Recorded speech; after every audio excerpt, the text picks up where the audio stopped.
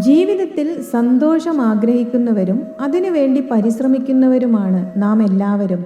എന്നാൽ സന്തോഷം ലഭിക്കാൻ നാം ചെയ്യേണ്ടത് നമ്മുടെ ജീവിതം ശരിയായ രീതിയിൽ ധാർമ്മികമായി മുന്നോട്ട് കൊണ്ടുപോവുക എന്നതാണ്. അപ്പോൾ സന്തോഷം നമ്മുടെ കൂടെ തന്നെ ഉണ്ടാവും.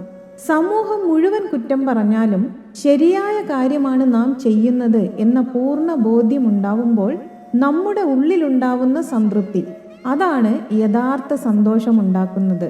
മറ്റുള്ള സന്തോഷങ്ങളെല്ലാം ചുറ്റുപാടുകൾ നമ്മളിലേക്ക് അടിച്ചേൽപ്പിക്കുന്ന സന്തോഷങ്ങളാണ്. അത് നമ്മുടെ ഉള്ളിൽ മാറ്റമുണ്ടാക്കുന്നുണ്ടോ, സംതൃപ്തിയോടെ ഉറങ്ങാൻ സമ്മതിക്കുന്നുണ്ടോ എന്ന് നോക്കിയാൽ മതി. ഒരു തരത്തിൽ പറഞ്ഞാൽ സന്തോഷം നമ്മുടെ ഒരു തീരുമാനമാണ്. നമ്മൾ സന്തോഷിക്കണോ ദുഃഖിക്കണോ എന്നത് നമ്മുടെ തീരുമാനമാണ്. ചില കുട്ടികൾ പരീക്ഷയിൽ പരാജയപ്പെട്ടാൽ വളരെയധികം ദുഃഖിച്ച് ജീവിതം തീർന്നു എന്ന് നിരാശപ്പെട്ടിരിക്കുന്നത് കാണാം.